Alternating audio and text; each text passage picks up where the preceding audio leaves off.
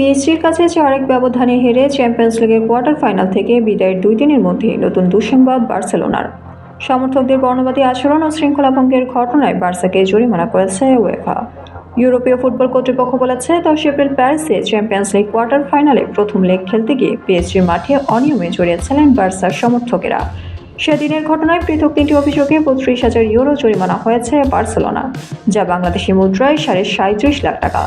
এছাড়া ইউরোপীয় প্রতিযোগিতায় একটি অ্যাওয়ে ম্যাচে দর্শকের কাছে টিকিট বিক্রিতে স্থগিত নিষেধাজ্ঞাও দেওয়া হয়েছে। মাদ্রিদ ভিত্তিক ক্রীড়া সংবাদ মাধ্যম মার্কার খবরে বলা হয়, ইউরোপিয়ান ফুটবল সংস্থা বার্সেলোনাকে 3টি ঘটনায় দোষী সাব্যস্ত করেছে: ধ্বংসাত্মক কার্যক্রম, আতশবাজি পোড়ানো এবং বর্ণবাদী আচরণ।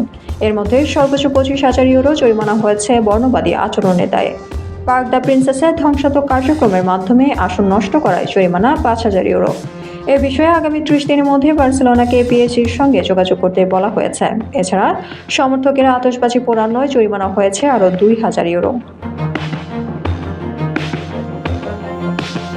উয়েফা প্রতিযোগিতায় একটি অ্যাওয়ে ম্যাচের জন্য দর্শকের কাছে টিকিট বিক্রি করতে পারবে না তারা।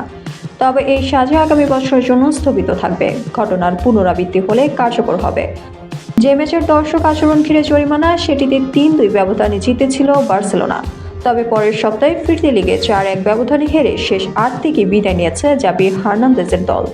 পিএসজি ছাড়াও এবারে চ্যাম্পিয়ন্স লিগ সেমিফাইনালে জায়গা করে নিয়েছে বরুসিয়া ডর্টমুন্ড, রিয়াল মাদ্রিদ ও বায়ার্ন মিউনিখ।